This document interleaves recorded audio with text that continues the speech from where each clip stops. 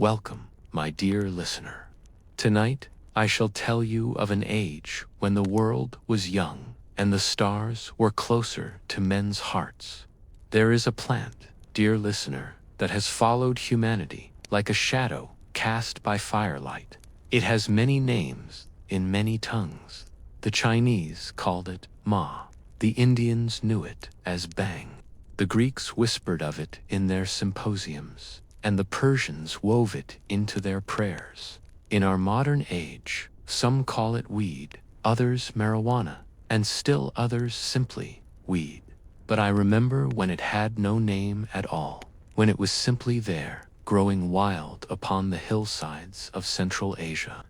Its serrated leaves catching the morning dew like tiny fingers reaching toward heaven. I have watched this plant travel across continents and centuries. I have seen it worn as rope by Chinese sailors, burned as incense in Scythian tents, drunk as medicine by Indian mystics, and smoked in secret by jazz musicians in darkened rooms. And through all these transformations, one question echoes across the ages like a whisper in an empty temple.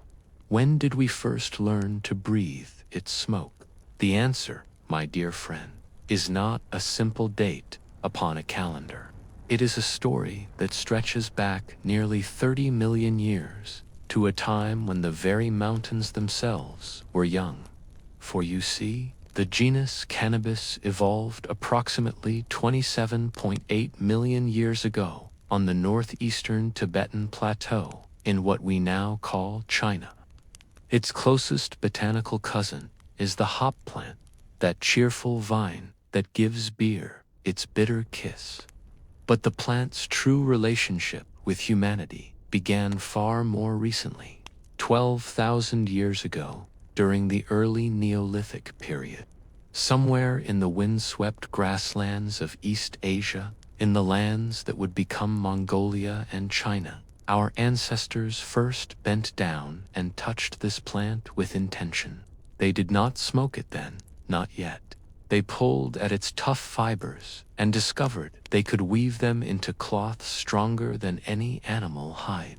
They twisted those same fibers into rope that could bind, lift, and hold. They crushed its oily seeds and found sustenance. The Chinese military, clever as they were, strung their bows with hemp fiber and gained an advantage over rivals who relied on brittle bamboo strings that snapped in the rain. I can still recall the scent of those early hemp fields, earthy, green, alive. The imprints of hemp rope have been found pressed into ancient pottery, silent testimonies preserved for 12,000 years. The plant was there when we learned to shape clay, when we first domesticated the dog, when we painted our first symbols on cave walls. Cannabis was there, patient and waiting, long before we knew what secrets it held. But there was something else about this plant, something our ancestors noticed slowly, carefully. When they harvested the flowering tops, when they crushed the sticky resin between their fingers, when they stood too close to the drying herbs in enclosed spaces, something changed. The air grew thick. The world softened. Colors deepened. Laughter came easier. And thus, dear listener, the long dance between humanity and this extraordinary plant truly began. Yet, before we can understand when people first chose to deliberately inhale its smoke, we must walk together through the ages. We must see how this single plant became rope and religion, medicine and madness, sacrament and scandal. We must travel from the highlands of ancient China to the funeral tents of the Scythians, from the temples of India to the hashish dens of Persia, and finally to the jazz clubs and counterculture movements of our modern world. So settle yourself comfortably, dear friend. Let the candles burn low. For tonight, we trace the smoke backward through time, following its curling tendrils to the very first moment when a human being looked at this green plant and thought, "What if I set this aflame," and breathed deeply. The journey is long, but I promise you it is worth every step. The ratio of cannabinoids suggested these ancient peoples were not accidentally inhaling wild hemp. They were deliberately cultivating and burning plants with elevated levels of tetrahydrocannabinol, the compound that opens the doors of perception and occasionally removes the hinges entirely. This is crucial, dear listener. This is the moment. Approximately 2,500 years ago, human beings were not just encountering weed smoke by accident. They were choosing it. They were breeding plants for potency. They were designing tools specifically for inhalation. They were creating ritual spaces where the smoke could be contained and breathed deeply. This was not fumigation. This was not standing near a burning field and feeling slightly odd. This was intentional, communal, sacred inhalation of psychoactive smoke. This was smoking weed. The practice spread like wildfire across the steppes. The Scythians were nomads, and nomads carry their customs wherever they roam. They traded with the Greeks, the Persians, the peoples of Central Asia and India. They became known as fierce warriors who feared nothing, perhaps because they had learned to leave fear behind in smoke-filled tents where death itself became negotiable. Other cultures adopted similar practices. The Thracians, cousins to the Scythians, developed a shamanic cult called the _Cap-No, BATAI _. Those who walk in smoke. These mystics would inhale cannabis vapors to induce visions, to speak prophecies, to glimpse the will of the gods. The word cannabis itself likely derives from a Scythian term carried westward on the tongues of traders and the winds of cultural exchange. But we must be careful here, my friend, not to romanticize too greatly. The Scythians were also people who drank from the skulls of their enemies and flayed prisoners alive to make leather decorations for their horses. The smoke did not make them gentle. It made them unafraid. And an unafraid warrior is a very dangerous thing. Still, in those tents on the frozen steppes, amid grief and ritual, humanity crossed a threshold. We learned to transform a plant into invisible medicine. We learned to breathe in what the fire released. We learned that smoke could be a doorway, if only we had the courage to step through. From that moment forward, the knowledge could not be contained. It flowed along trade routes, whispered between travelers, carried in the pouches of merchants and the memories of mystics. The Scythians had shown the world a new way to touch the divine, and the world, as it always does, paid attention while the Scythians were hotboxing their funeral tents in Central Asia. A different relationship with weed was flowering in the river valleys of India. Here, beneath the endless sky and monsoon rains, the plant had arrived centuries earlier, perhaps millennia. By the time the sacred texts of the Atharvaveda were compiled, sometime between 2,000 and 1,400 years before the Common Era, weed was already woven into the spiritual fabric of Indian life. They called it _bang _. The word itself sounds like a drum's beat, quick and final. The Atharvaveda listed weed as one of the 5 sacred plants, gifts from the gods placed upon the earth for humanity's benefit and instruction. But unlike the Chinese, who approached the plant with medical precision, and unlike the Scythians, who sought it in smoke and ritual, the Indians transformed cannabis into something you could drink, something you could taste, something that lingered on the tongue like a prayer half-spoken. I have drunk bang many times over the centuries, dear listener. Let me describe it for you.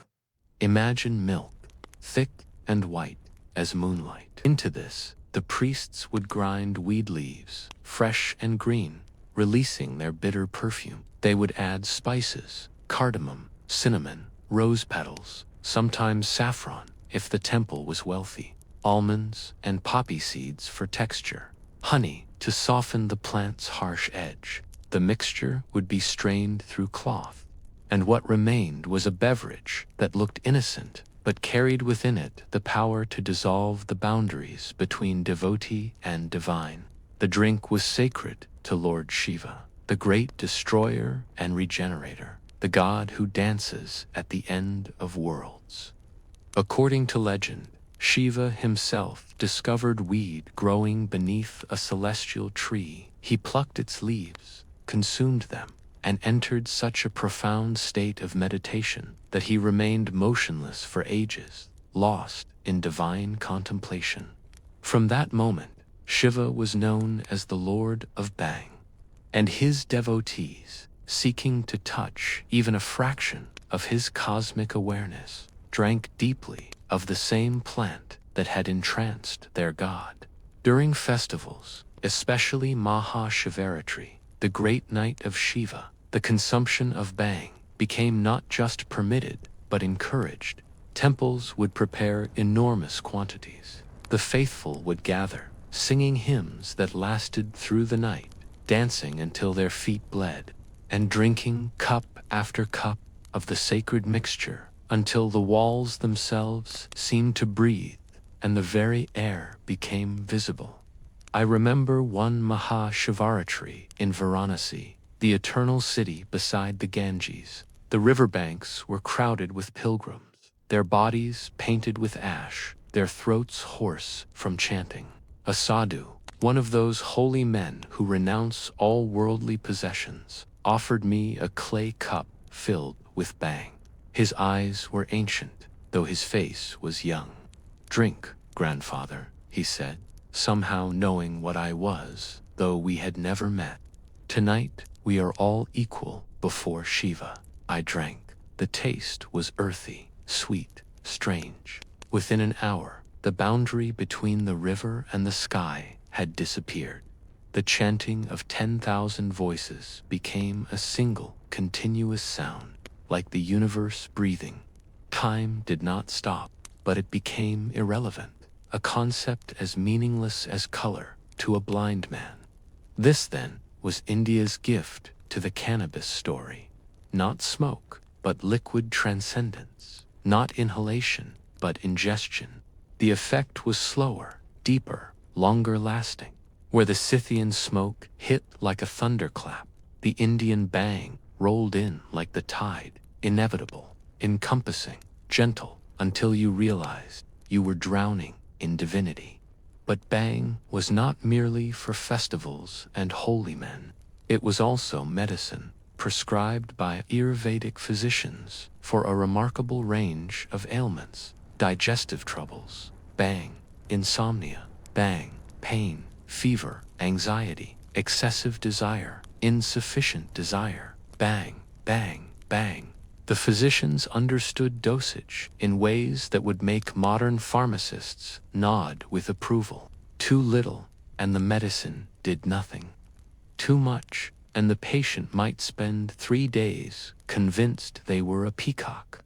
The proper amount required wisdom, experience, and a keen observation of each individual's constitution. Women used Bang to ease the agony of childbirth. Yogis used it to deepen meditation, claiming it helped them hold difficult postures for hours while their minds roamed free. Soldiers drank it before battle, not for courage they had, but to dull the anticipation, to quiet the voice that whispers "you might die today." And unlike many other cultures, India never pretended this was purely medicinal. They were gloriously, unashamedly honest. Bang brought joy. It made tedious relatives tolerable. It transformed ordinary food into ambrosia. It took the edge off existence in a land where existence was often edged very sharply indeed. The beauty of India's approach was its integration. Weed was not hidden, not forbidden, not whispered about in dark corners. It was part of the culture's woven fabric, as natural as rice, as accepted as prayer. The plant that made you giggle at nothing was the same plant that helped you glimpse eternity. There was no contradiction there, no cognitive dissonance. But we must note something important, dear listener. The Indians, like the Chinese, were not yet smoking cannabis. They drank it, they ate it, prepared in sweets called majun. They applied it as poultices and ointments. The smoke would come later, much later, after tobacco arrived from the New World and changed everything. For now, in ancient India, cannabis was a liquid sacrament. And that liquid carried within it not escape, but arrival at a state of being where the sacred and the mundane danced together, like Shiva himself, spinning through the cosmos with one foot planted in ecstasy and the other in eternal destruction. Now, dear listener, we must pause our journey through smoke and spirit to speak of something far more mundane, yet equally important. Rope. Yes, rope. I see your disappointment. You thought we would continue chasing visions and divine revelations. But history is not only made of transcendent moments. More often, it is made of practical things. And few things were more practical than hemp fiber. While mystics in India sipped bhang and Scythian shamans breathed sacred smoke, the vast majority of humanity was using cannabis for something they could hold in their hands. Material so strong it could bind the ancient world together, quite literally. By the time the Roman Empire reached its zenith, hemp was everywhere. Roman sailors relied on hemp rope to rig their ships. Those same ropes hauled grain from Egypt, carried soldiers across the Mediterranean, and occasionally hung pirates from the masts as warnings to others. The Roman military used hemp to make their tents, their bowstrings, their armor padding. An entire legion could march to war dressed head to toe in processed weed, and most of them never knew it. The physician Dioscorides, who traveled with Roman armies and compiled his medicinal knowledge into a text that would be copied for 1,500 years, wrote extensively about cannabis. He recommended it for earaches. The powdered seeds mixed with oil dripped warm into the ear. For gout, a poultice of the crushed leaves. For pain of the joints, which described approximately half the Roman population after years of marching, fighting, and sleeping on ground that was always slightly too cold or too wet. He also noted, almost as an afterthought, that weed reduces sexual desire. This particular property did not make the plant popular among Roman men, who generally preferred their medicines to have the opposite effect. But Rome did not merely use cannabis. Rome spread it.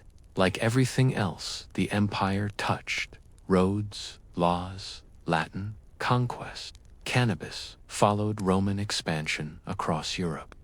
Wherever the legions marched, hemp seeds went with them, not for smoking, not for visions, but for the simple reason that an army needs rope, and rope needs hemp, and hemp grows wherever humans are stubborn enough to plant it.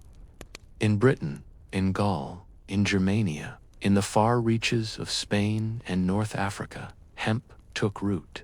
The plant that began on the Tibetan plateau had become, by the 1st century of the Common Era, a truly global citizen. You could find it growing in nearly every climate, serving nearly every purpose, essential to nearly every culture. The Vikings wove their sails from hemp. Arab traders carried hemp rope alongside frankincense and myrrh. Chinese mariners navigated by stars while their ships creaked with hemp rigging.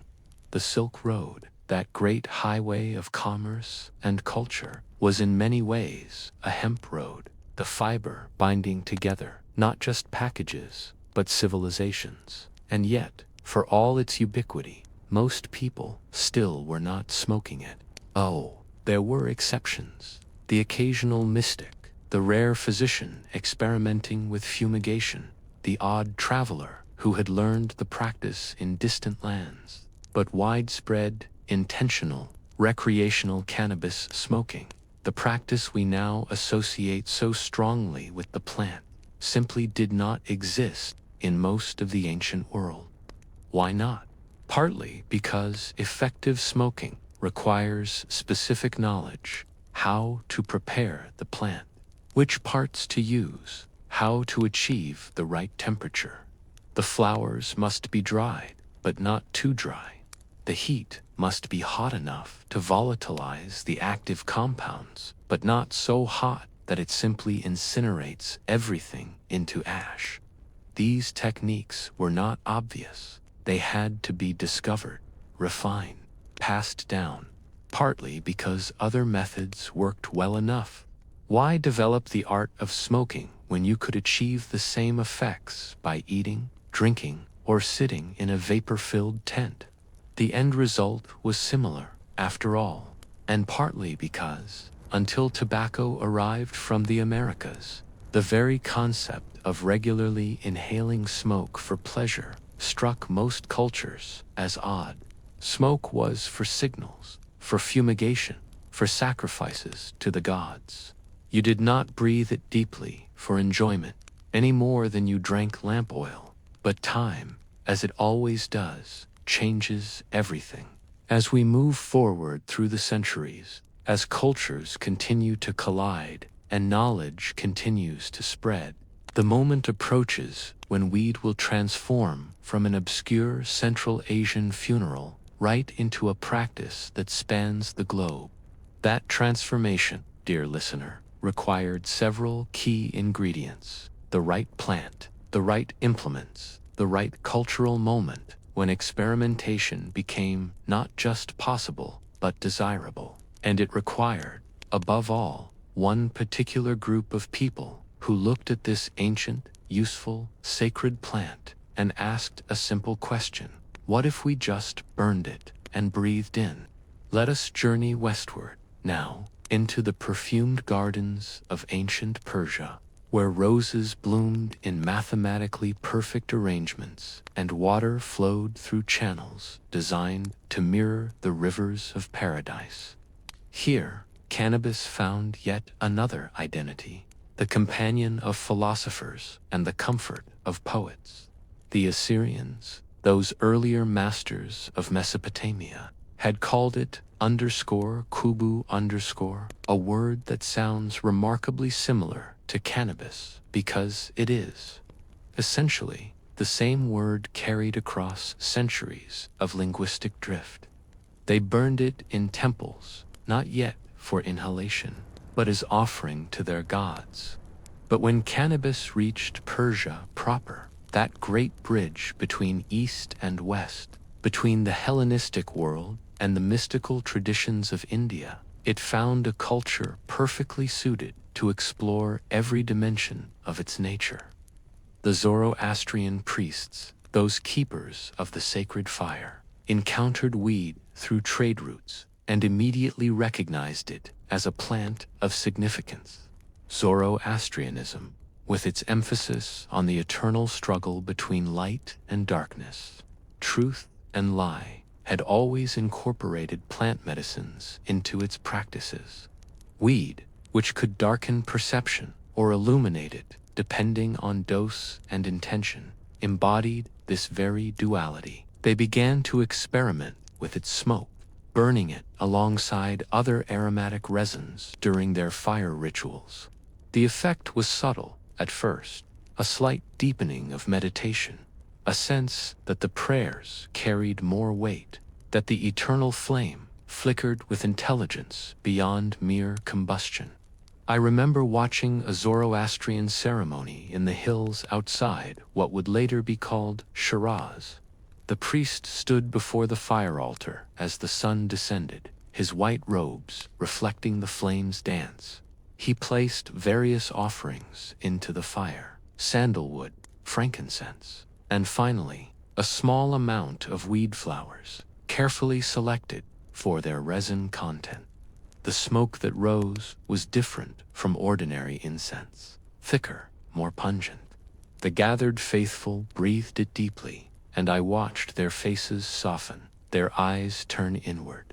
The chanted prayers began to lose their rigid structure, becoming more fluid, more personal, as if each worshiper was speaking directly to the divine rather than reciting memorized verses.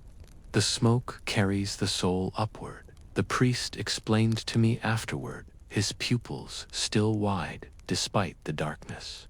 It helps us shed the lies we tell ourselves. For a moment, we see clearly. Seeing clearly, I have learned, often means seeing how little we actually understand. But that realization itself can be profoundly liberating. As centuries passed, cannabis found its way into the Persian intellectual tradition.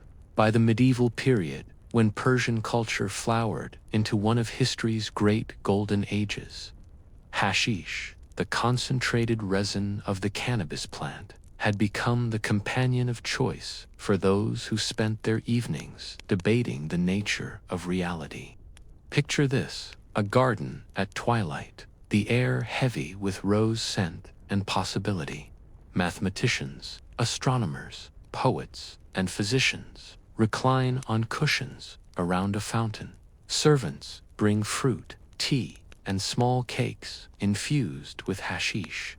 The conversation begins with pleasantries, shifts to philosophy, and by midnight has dissolved into a communal attempt to explain the nature of infinity using nothing but metaphor and wild gesticulation. This was not mere intoxication. This was, in their view, a tool for thought. Hashish, they believed, could help untangle knotted ideas, could reveal connections between seemingly disparate concepts, could make the abstract tangible, if only for a few hours. Omar Khayyam, that most famous of Persian poets, wrote extensively about wine in his quatrain. But the educated reader understood that wine was often a poetic substitution for other forms of intoxication. His verses about the fleeting nature of existence, the importance of seizing joy before the inevitable darkness, resonated with those who had spent evenings watching their thoughts dissolve and reform under hashish's influence. But Persia's relationship with cannabis was complicated by religion. Islam, which came to dominate the region, explicitly forbade alcohol. The Quran was clear on this point. Wine cloud's judgment interferes with prayer, leads believers away from righteousness.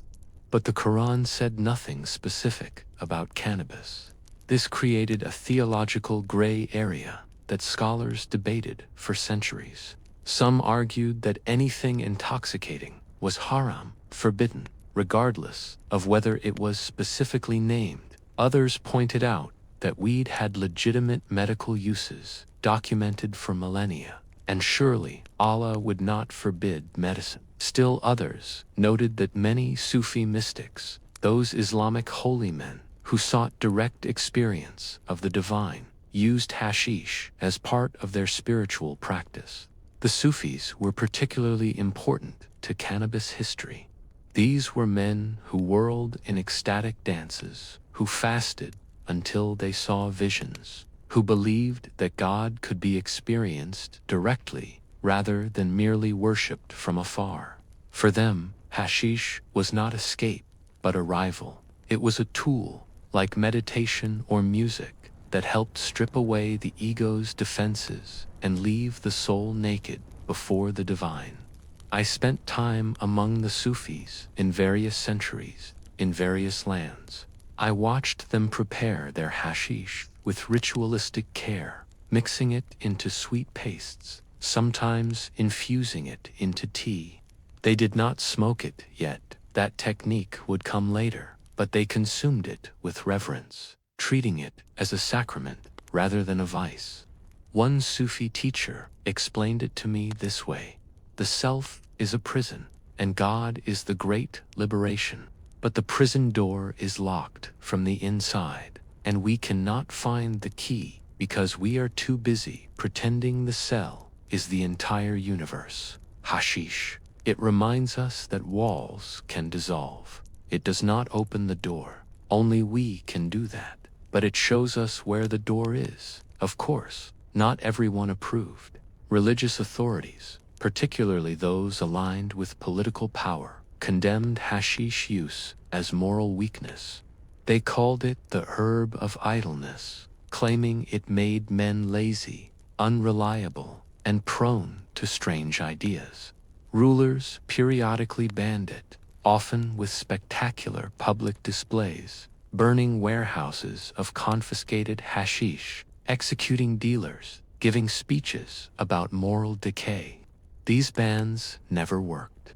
Humans have a remarkable ability to ignore laws they find inconvenient, especially when those laws govern what they choose to put into their own bodies.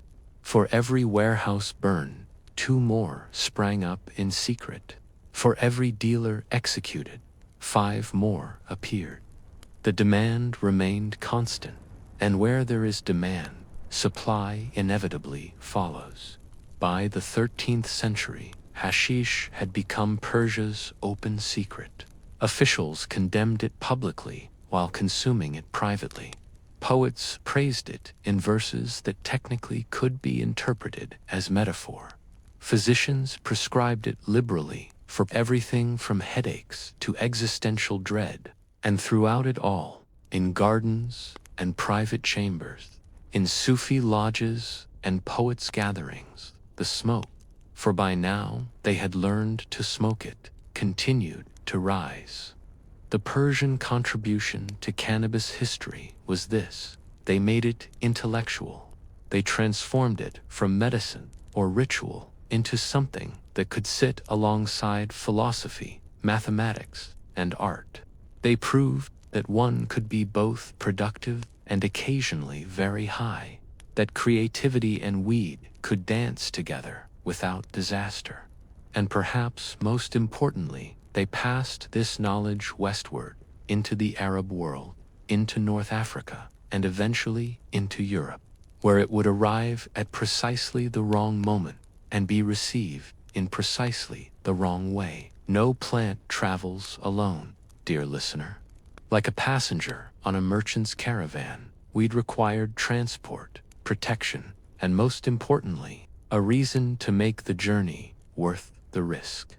The Silk Road, that legendary network of trade routes connecting east and west, became cannabis' highway to global ubiquity. But it carried more than just the plant itself. It carried techniques, customs, stories, and slowly, almost imperceptibly, the knowledge of how to smoke it. I have walked the Silk Road many times, in many guises, across many centuries. Let me tell you what I saw. In the oasis city of Samarkand, where East met West in a riot of languages and commerce, merchants from China would unload hemp cloth beside dealers from India offering sacks of bang.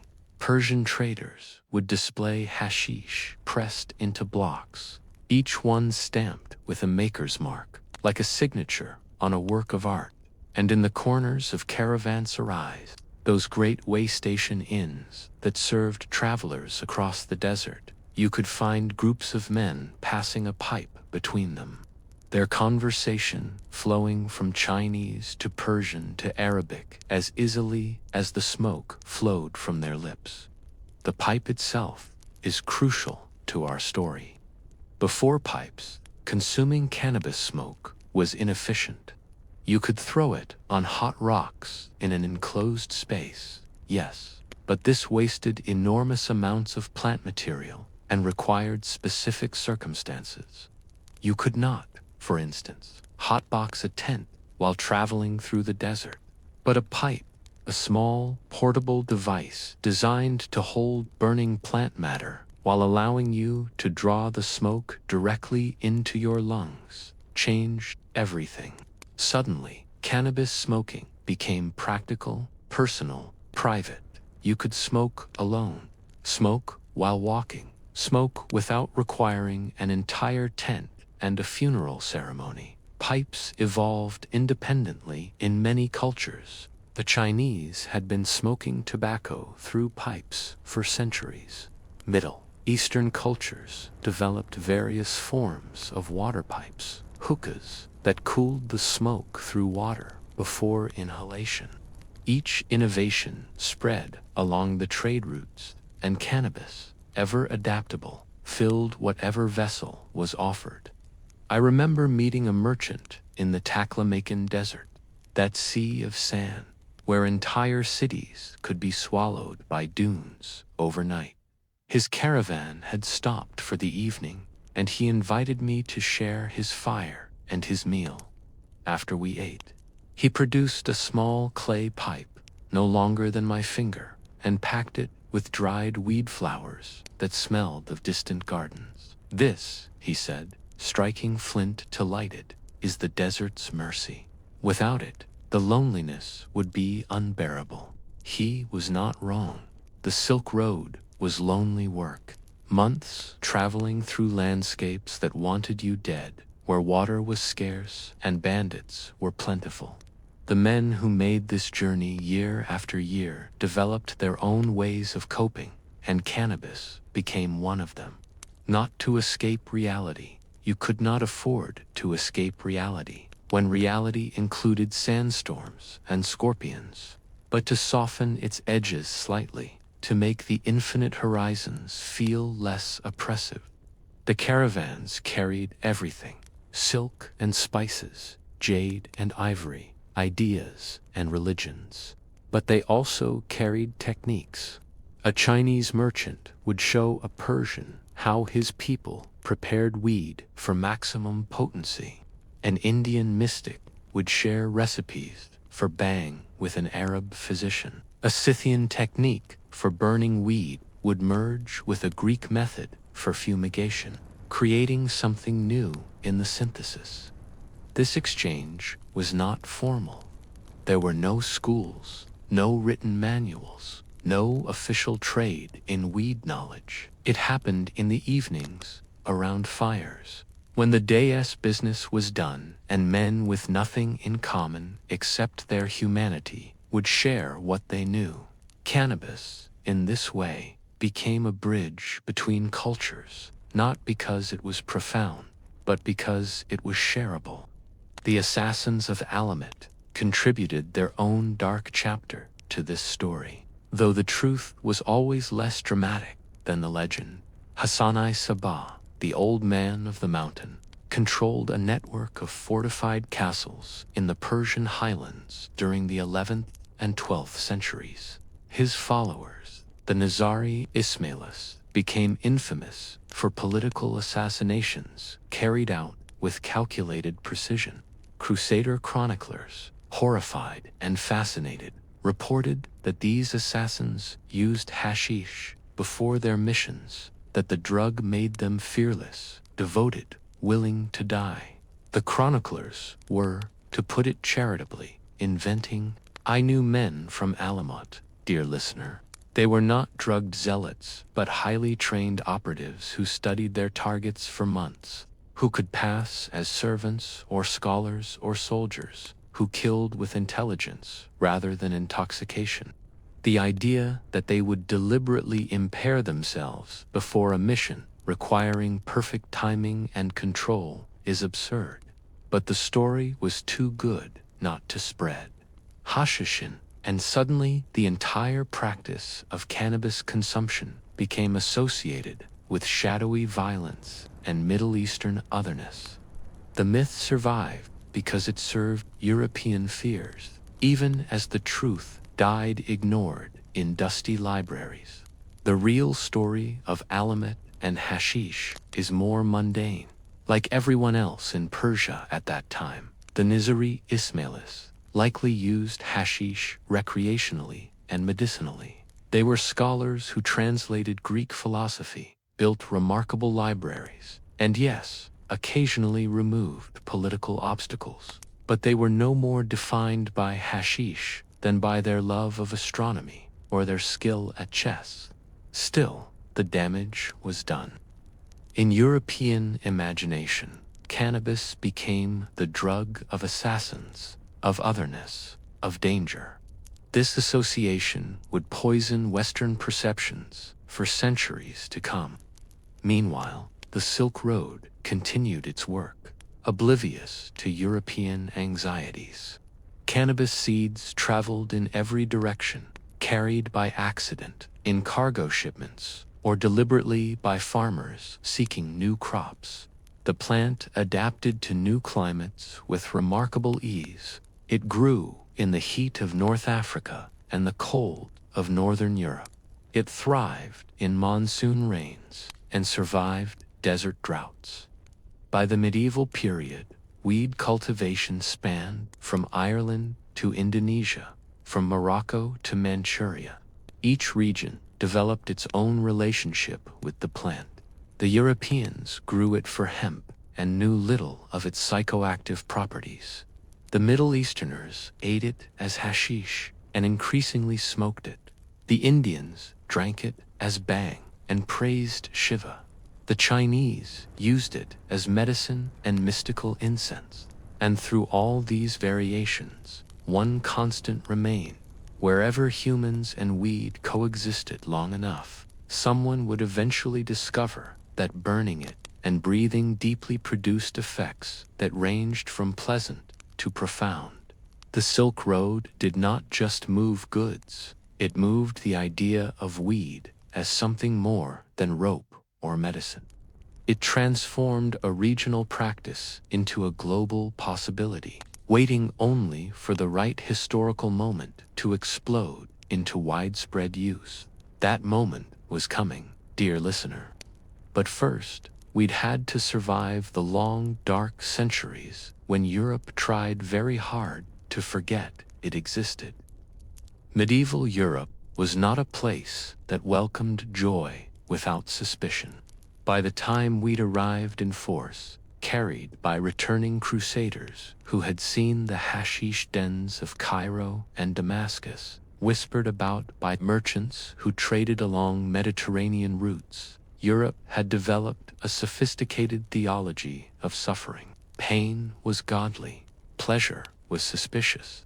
Anything that made you happy without involving prayer was probably demonic. The church, which controlled not just religious life, but education, medicine, law, and most political appointments, looked at weed and saw a problem.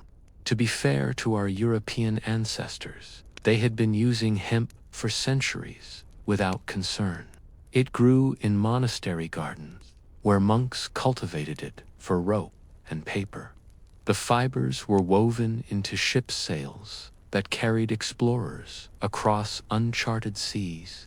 Columbus's voyage to the Americas, that world-changing journey, was made possible by hemp rigging and hemp caulking. The ship's crew literally sailed to the New World wrapped in cannabis fiber, but nobody was getting high from rope. The trouble began when knowledge of cannabis's psychoactive properties started filtering into Europe from the Islamic world. Crusaders returned with stories of hashish-eating mystics who claimed to see paradise.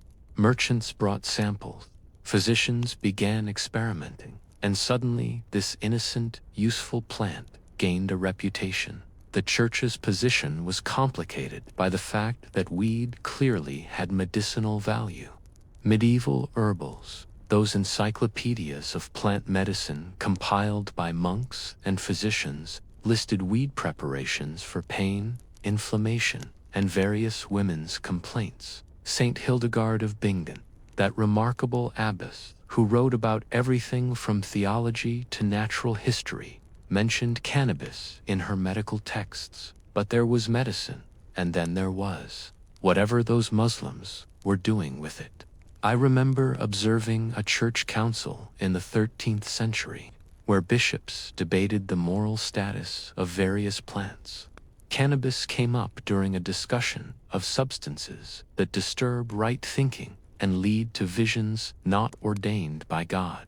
One bishop, red-faced and sincere, argued that any plant causing visions must be either divine or demonic, and since these visions did not align with approved church mysticism, they must be demonic.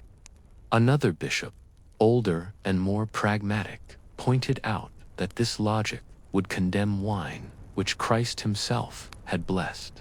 The first bishop sputtered that wine was different, wine was civilized, wine was part of the sacraments. And if we made cannabis part of the sacraments, the older bishop asked, with a slight smile. The meeting moved on quickly after that. What emerged was an unofficial but powerful consensus. Cannabis could be used medicinally under proper supervision, but using it for pleasure or visions was dangerous to the soul. This was, conveniently, the same logic applied to nearly everything enjoyable: sex, dancing, laughing too loudly, eating tasty food.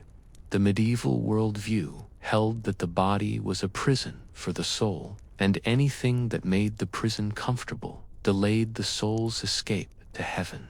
Suffering brought you closer to God. Pleasure pushed you away.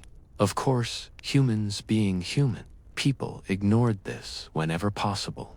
Midwives continued using cannabis tinctures to ease childbirth, though they called it by different names and avoided discussing it with priests. Herbalists prescribed it for the wealthy who could afford discretion, and in the darker corners of medieval cities, in taverns and the homes of those who had traveled east, weed occasionally appeared in forms meant for pleasure rather than pain, but it was always shadowed by risk. The same plant that grew openly in monastery gardens became suspicious once you tried to smoke or eat it. Hemp, the fiber, was wholly blessed by its utility. Hemp, the intoxicant, was sinful, condemned by association with foreign heathens and their strange practices. The witch trials of later centuries would add another layer of paranoia. Cannabis occasionally appeared in accusations against supposed witches, not because they actually used it particularly often, but because any unusual herb found in an old woman's garden could be labeled a tool of dark magic. The devil's herb label stuck, though it applied equally to harmless plants like sage and deadly ones like belladonna. What Europe never developed during this period was a normalized, integrated relationship with weed as a psychoactive substance. Unlike wine, which was domesticated into civilization and blessed by the church, weed remained foreign, other, associated with the Islamic world that Europe both feared and envied.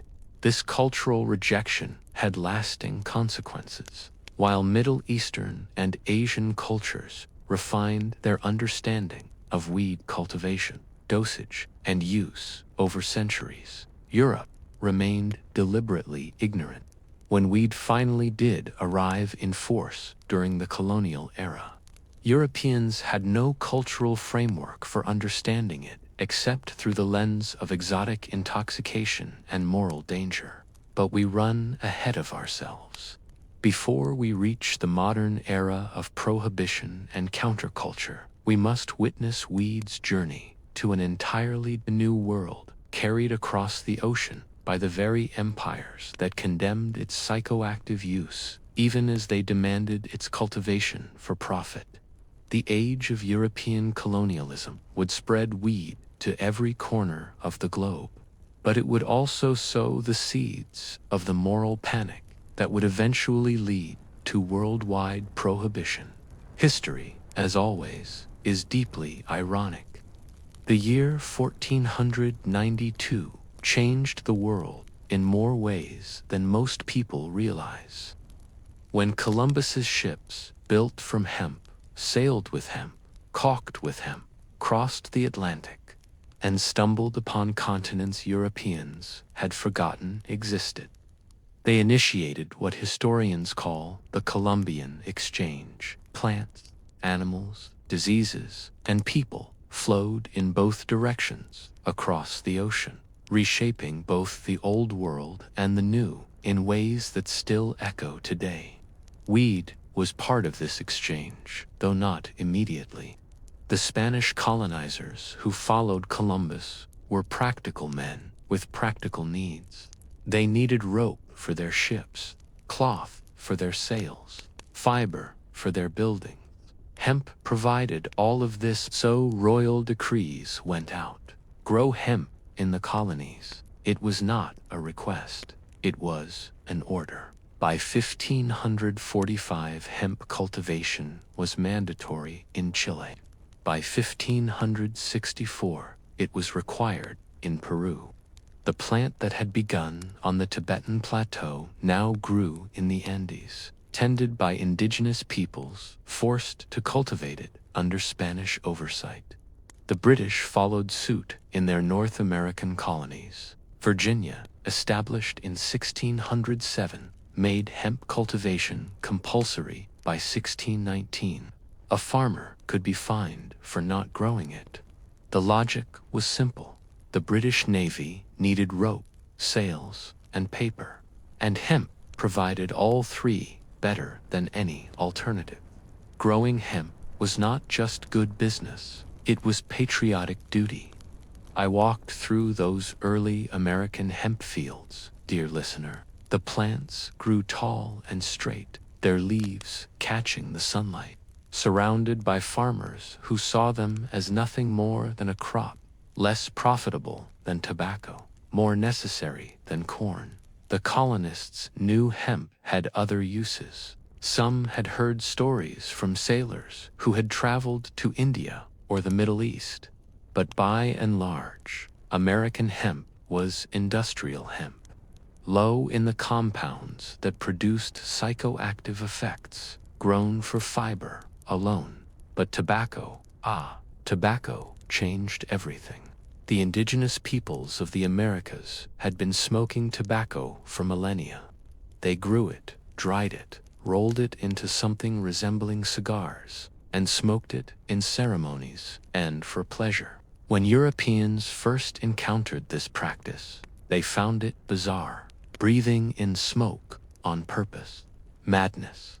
But tobacco, unlike weed, had one property that made it irresistible.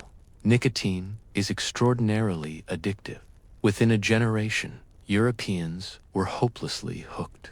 Smoking went from a strange indigenous custom to a global phenomenon. By the 16th century, tobacco was being cultivated commercially across the colonies, making fortunes for plantation owners and creating the infrastructure, pipes, papers, smoking culture that would eventually accommodate other smokable plants. This is crucial, dear listener.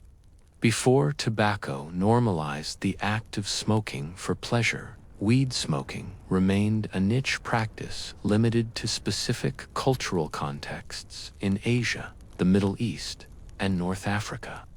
But once smoking became fashionable in Europe, once pipes and papers became common household items, once the very idea of regularly inhaling smoke lost its strangeness, well, it was only a matter of time before someone thought to fill those pipes with something other than tobacco.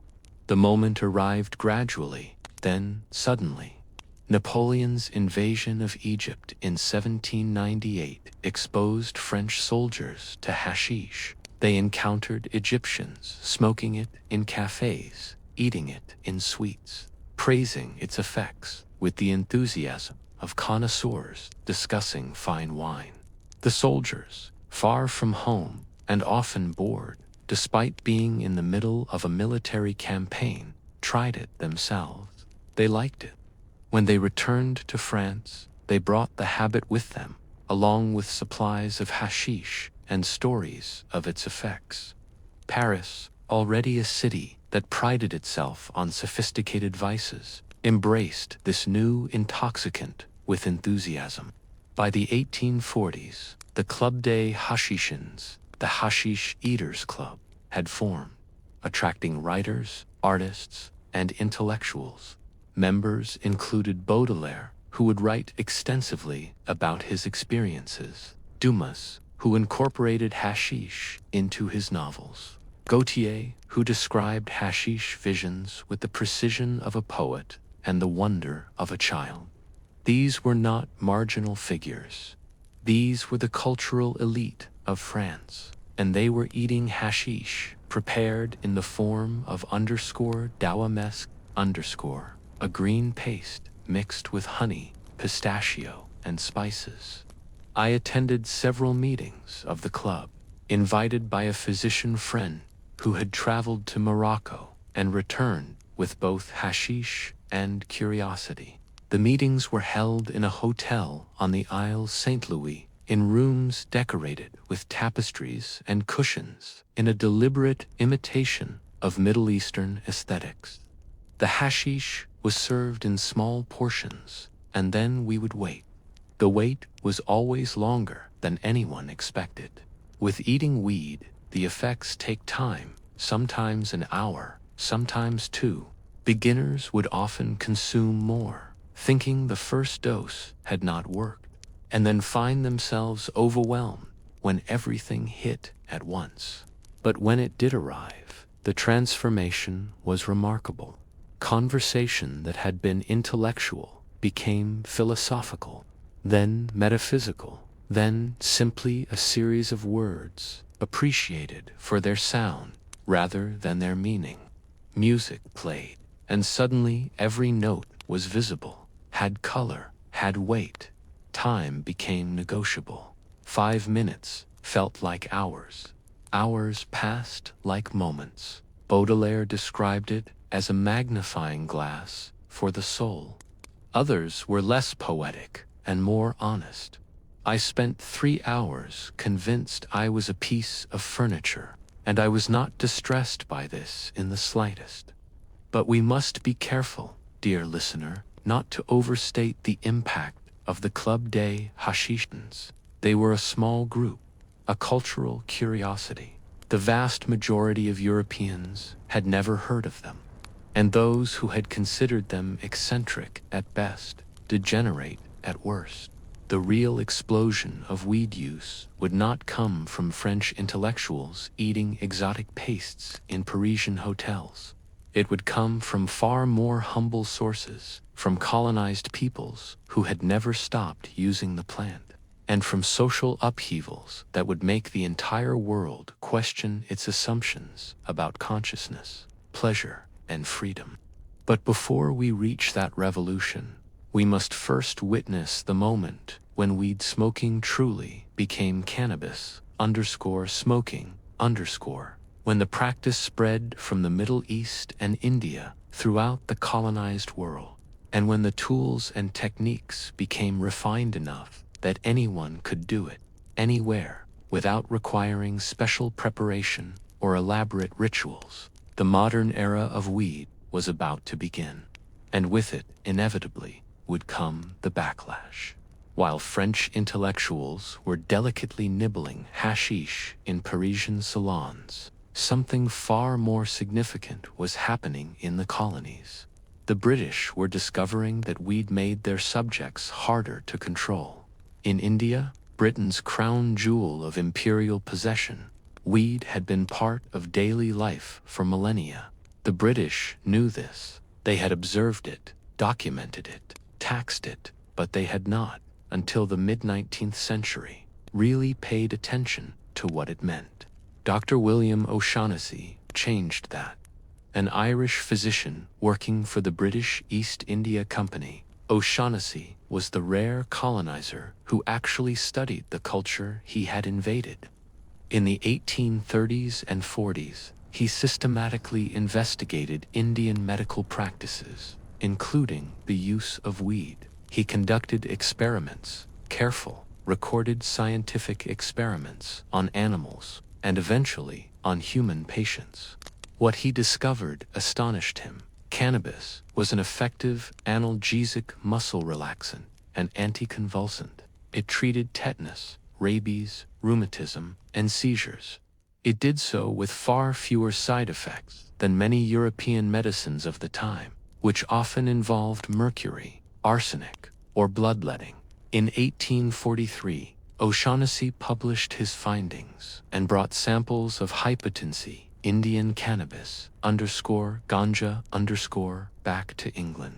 He introduced it to Western medicine, not as a curiosity, but as a legitimate pharmaceutical.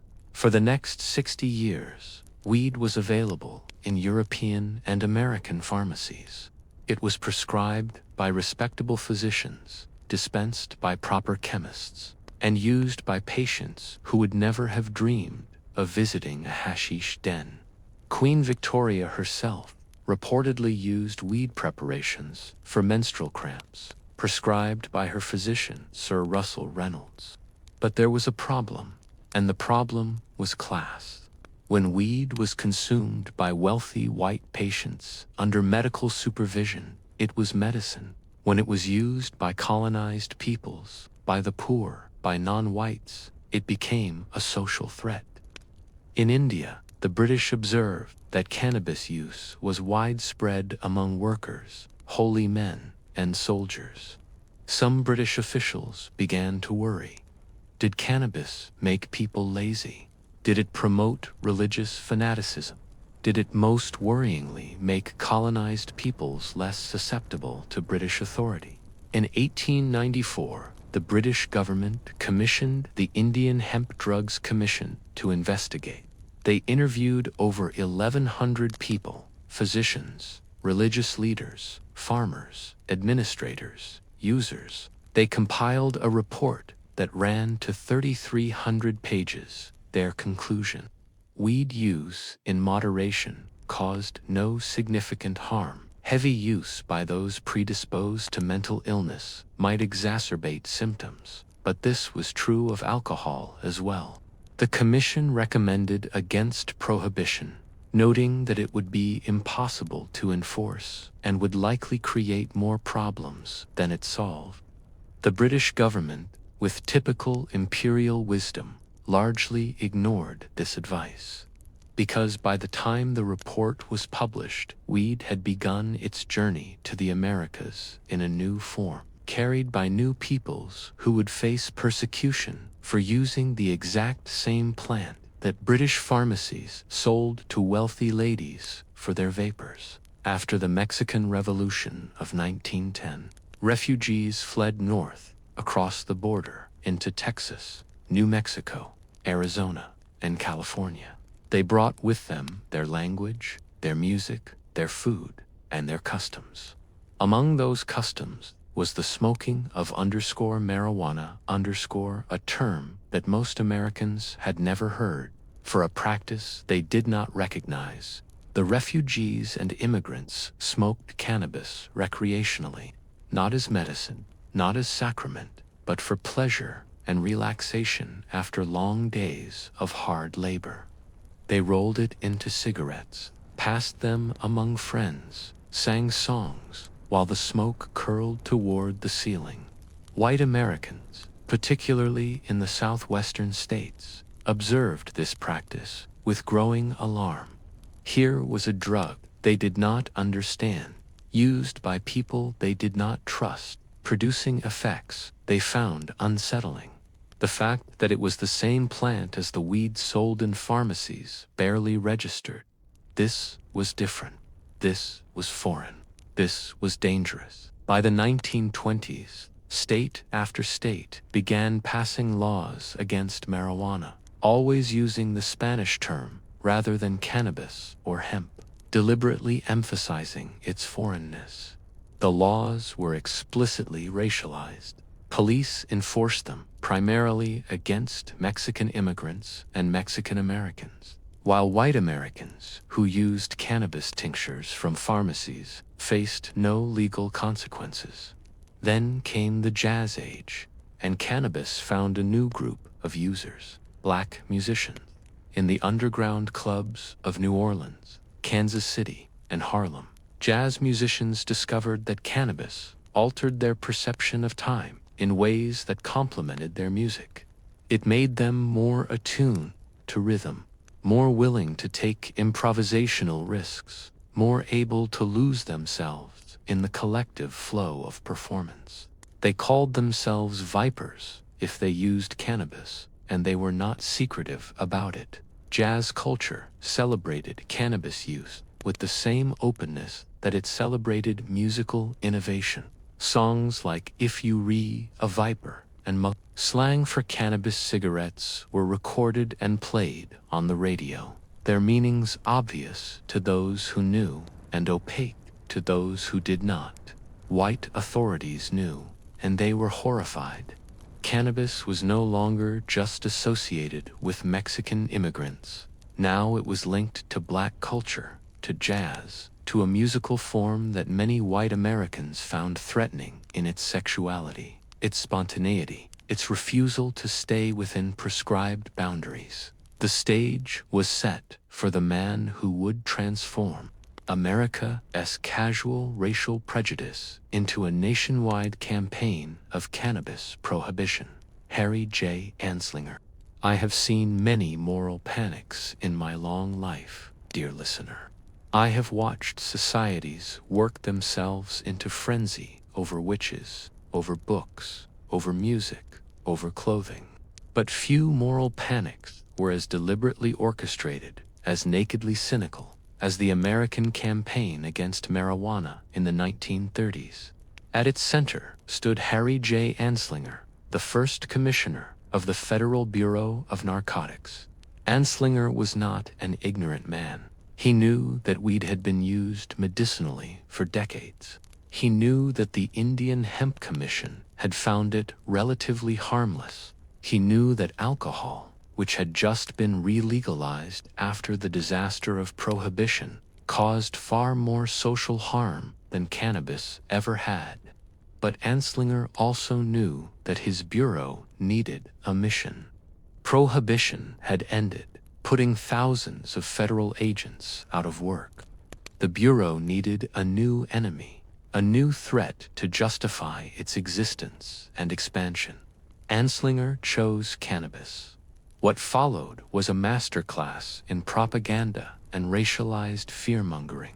Anslinger worked closely with newspaper magnate William Randolph Hearst, whose papers had been crusading against Mexican immigrants for years. Together, they crafted a narrative designed to terrify white middle-class America. Marijuana was a violent, causing drug that made users, particularly non-white users, sexually aggressive, criminally insane, and literally murderous.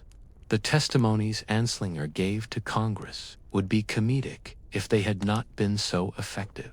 He claimed that marijuana caused users to fly into a delirious rage and many commit violent crimes.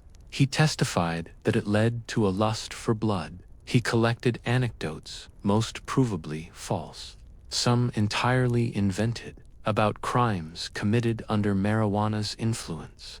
His most infamous statement, delivered with a straight face to legislators: there are 100,000 total marijuana smokers in the U.S., and most are Negroes, Hispanics, Filipinos, and entertainers.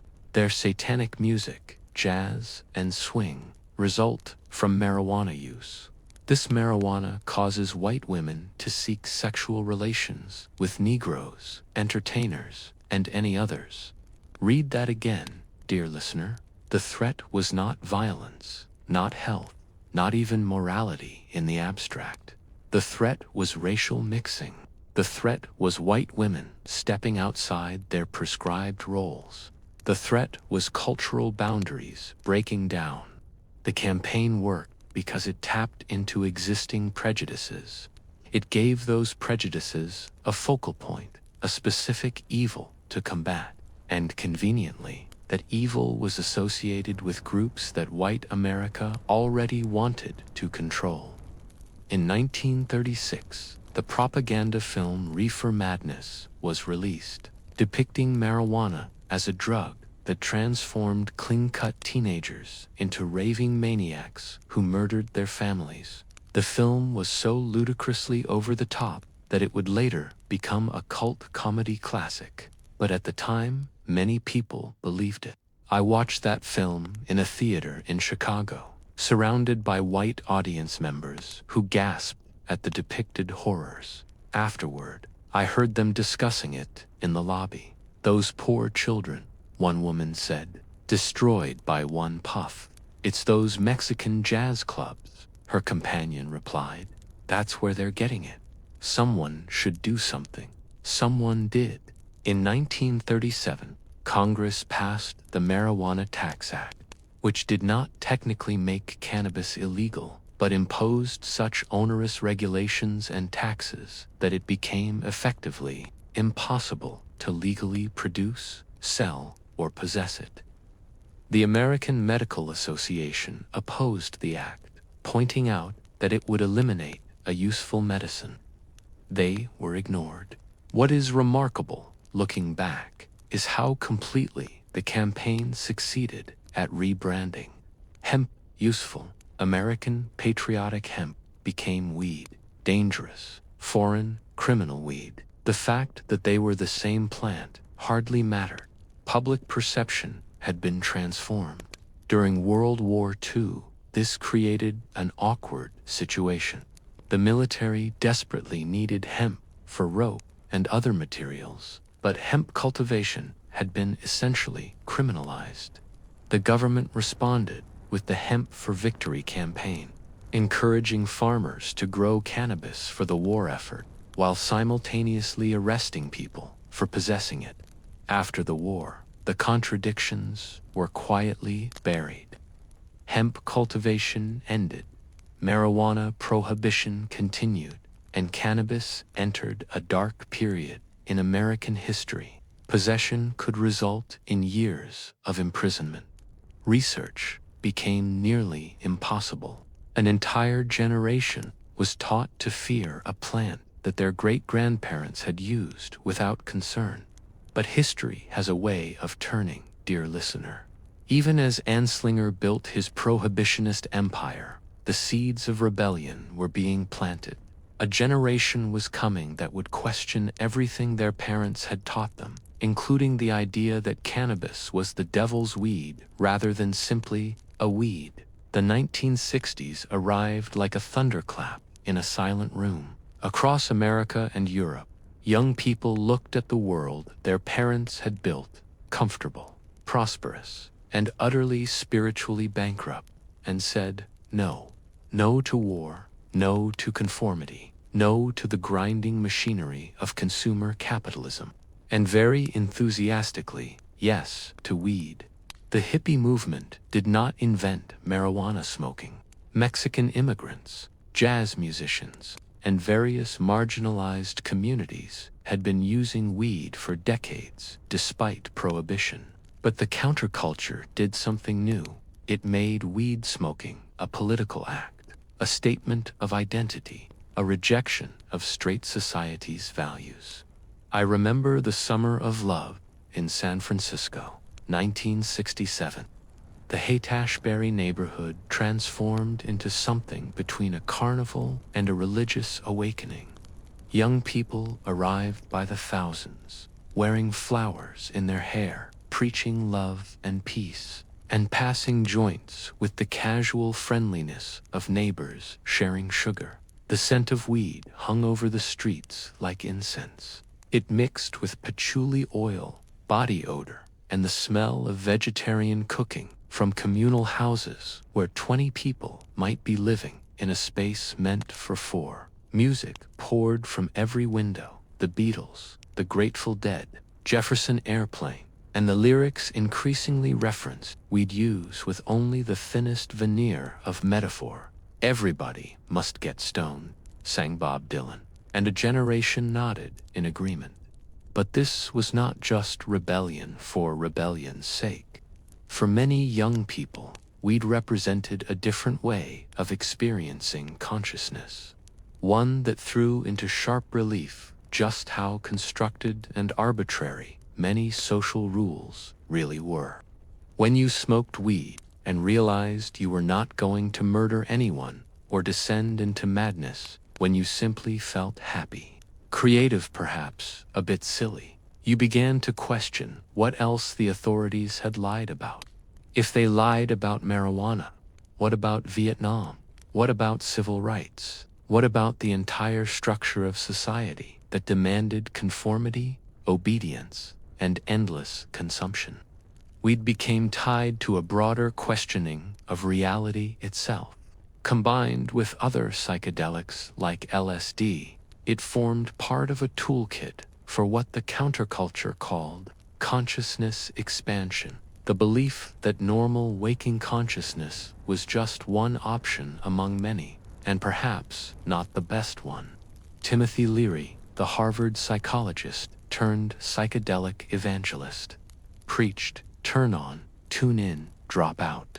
Weed was the gentle introduction, the stepping stone to deeper explorations.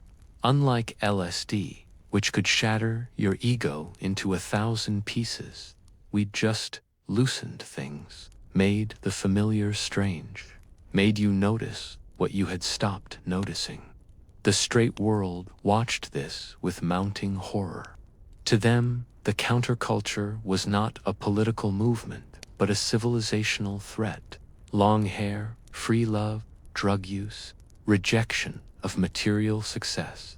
Everything their generation had fought for during the Depression and World War II was being casually dismissed by spoiled children who did not understand how good they had it. President Nixon, elected partially on a platform of law and order, declared drug abuse public enemy number one. He created the Drug Enforcement Administration and launched what would come to be called the War on Drugs. Marijuana, despite being far less harmful than many legal substances, became a Schedule I controlled substance, defined as having no medical use and high potential for abuse. Years later, Nixon's domestic policy chief, John Ehrlichman, admitted the truth in a stunning interview. The Nixon campaign in 1968 and the Nixon White House after that had two enemies, the anti-war left and black people. We knew we could not make it illegal to be either against the war or black. But by getting the public to associate the hippies with marijuana and blacks with heroin, and then criminalizing both heavily, we could disrupt those communities. We could arrest their leaders, raid their homes, break up their meetings, and vilify them night after night on the evening news. Did we know we were lying about the drugs? Of course we did. There it was, stated plainly. Weed prohibition was not about health or morality. It was about control. It was about disrupting communities that threatened the political order. But the counterculture could not be stopped by arrests alone. We'd use spread from the hippies to college campuses, to suburban teenagers, to eventually, quietly, everywhere. By the 1970s, millions of Americans had tried marijuana. Possession might be illegal, but enforcement was inconsistent, and juries increasingly refused to convict people for simple possession. The plant that Harry Anslinger had demonized, that Richard Nixon had declared war upon, had become thoroughly normalized among an entire generation. Parents who had smoked in college now discovered their own children doing the same. The cognitive dissonance was extraordinary. How could you ground your teenager for doing something you had done yourself? What the counterculture ultimately proved was that weed prohibition rested on lies, that those lies could be challenged, and that once challenged, they crumbled remarkably quickly. The legal status might not change immediately, but the cultural status had shifted irreversibly. Weed had become American, had become Western, had become global in a new way, not as rope or medicine or exotic intoxicant, but as a common, almost mundane part of youth culture. The mystique was gone, replaced by familiarity. And with that familiarity came, eventually, the possibility of legalization. The path from reefer madness to legal dispensaries took nearly a century, and the journey is still incomplete. After the initial fervor of the counterculture faded, we'd found itself in a strange, liminal space, widely used, technically illegal, and the subject of endless political debate. The 1980s brought a renewed war on drugs under Reagan, with mandatory minimum sentences that could put marijuana users in prison for longer than violent criminals. The 1990s continued this harsh approach, with 3 strikes laws that gave life sentences to repeat offenders, including those whose crimes involved nothing but weed possession. Millions of people, disproportionately Black and Hispanic, despite similar usage rates across races, were incarcerated. Lives were destroyed, families separated, communities devastated, all over a plant that was arguably less harmful than alcohol or tobacco, both of which remained perfectly legal. But beneath the surface, something was shifting. Medical marijuana advocacy began gaining traction in the 1990s. AID's patients discovered that weed helped with the nausea and wasting caused by their disease and medications. Cancer patients found it eased chemotherapy's brutal side effects. People with chronic pain, epilepsy, multiple sclerosis, and dozens of other conditions reported benefits. Dennis Perrone, a gay activist in San Francisco who watched his partner die of AIDS, became one of the most visible advocates for medical weed. He opened weed buyers clubs where patients could obtain the medicine they needed without risking arrest. The clubs were technically illegal, but local authorities largely left them alone, creating a gray area where compassion trumped law.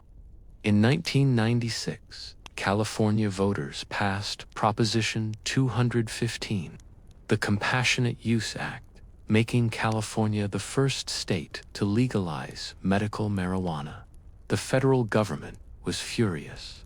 Federal raids on dispensaries began. Patients and providers were arrested. But the genie was out of the bottle. Other states followed: Oregon, Washington, Alaska, Maine, Colorado. By the early 2000s, medical weed was legal in multiple states, and the arguments against it were sounding increasingly hollow. How could something be medically useful and also Schedule 1 with no accepted medical use? The scientific research, hampered for decades by Prohibition, began to catch up. Studies confirmed what users had been saying all along. We'd had legitimate therapeutic applications. It was not a miracle cure, but it was a useful tool in the medical arsenal, often with fewer side effects than alternatives. Meanwhile, the economics of Prohibition became harder to justify. States spent billions enforcing marijuana laws while missing out on tax revenue. Colorado's legalization of recreational weed in 2014 was motivated partly by social justice concern, but also by the simple fact that regulating and taxing weed made more sense than criminalizing it. I walked through a legal dispensary in Denver in 2015, marveling at the transformation: clean, well-lit, professionally staffed, products tested for potency and purity, labeled with dosage information, security cameras everywhere, taxes collected automatically. Everything the illegal market was not. The customers were not stereotypical stoners. They were professionals, parents, elderly people seeking pain relief, cancer patients, veterans with PTSD. Weed had become normalized in a way that would have seemed impossible even a decade earlier. But legalization has been frustratingly slow and incomplete. As of my last clear memory, weed remains federally illegal in the United States, creating a patchwork of state laws where something legal in Colorado can get you imprisoned in Texas. Banking remains difficult for weed businesses, which cannot use federal banks and must operate largely in cash. Research continues to be hampered by bureaucratic obstacles. Internationally, the picture is similarly mixed. Canada legalized recreational weed nationwide in 2018. Uruguay legalized it in 2013. The Netherlands has had de facto decriminalization for decades through its famous coffee shop system. But much of the world maintains strict prohibition, often influenced by American pressure and outdated international treaties. The racial disparities in enforcement persist even in places where weed is legal. Black Americans remain significantly more likely to be arrested for weed offenses than white Americans, despite similar usage rates. The legal industry, dominated by white ownership, profits from the same plant that sent hundreds of thousands of black and brown people to prison. Some jurisdictions have attempted to address this through social equity programs, expungement of prior convictions, and licensing preferences for communities disproportionately harmed by prohibition. These efforts are important, but incomplete, band-aids on wounds that cut deep. What is clear is that the old justifications for prohibition no longer hold. Weed does not make users violent. It does not inevitably lead to harder drugs. It is not more dangerous than alcohol. The question is no longer whether weed should be legal, but rather how to unwind decades of prohibition fairly and equitably. The plant that began its journey on the Tibetan Plateau 30 million years ago, that was domesticated 12,000 years ago, that has served humanity as fiber, food, medicine, and sacrament across countless cultures. This plant has survived everything we have thrown at it, including 80 years of determined attempts to eradicate it from human culture. We'd won, and the simple fact that millions of people kept using it, regardless of legal status, kept advocating for it, regardless of social stigma, and kept demonstrating through their own lives that the government's claims were false. The future likely holds wider legalization, better research, improved cultivation techniques, and perhaps, most importantly, a reconciliation with history, an acknowledgement of the harm done, the lives destroyed, the communities shattered in service of laws that should never have existed. But that future is not yet fully arrived. The work continues. And so, dear listener, we have traveled together from the Tibetan Plateau to the modern dispensary, from 12,000 years ago to yesterday afternoon. We have watched a single plant transform itself, or rather, watched humanity transform its relationship with that plant over and over again. Hemp for the sailors, medicine for the physicians, sacrament for the mystics, recreation for the workers, symbol of rebellion for the young, economic opportunity for the entrepreneurs, and always, underneath it all, a simple green plant with serrated leaves, growing wherever humans give it half a chance. When did people start smoking weed? The evidence points us to approximately 2,500 years ago, on the high plateaus of Central Asia, where the Scythians learned to heat stones and transform weed into vapor. But that is only the technical answer, the date we can confirm through archaeology and chemistry. The deeper answer is, humans started smoking weed when we finally understood what fire could do to certain plants. When we overcame our hesitation to breathe in smoke deliberately, and when we discovered that the altered consciousness produced was not madness, but another way of seeing. Some cultures learned this quickly. Others took millennia. Some embraced it fully. Others fought it desperately. But the knowledge, once discovered, could not be undiscovered. It spread along every trade route, adapted to every culture, survived every prohibition. I have watched this plant's journey with fascination and occasional despair. I have seen it bring comfort to the dying, inspiration to artists, relief to the suffering, and joy to those who simply wanted to laugh with friends. I have also seen it used as an excuse for persecution, a tool of racist policy, and a symbol onto which societies project their deepest anxieties about pleasure, control, and otherness.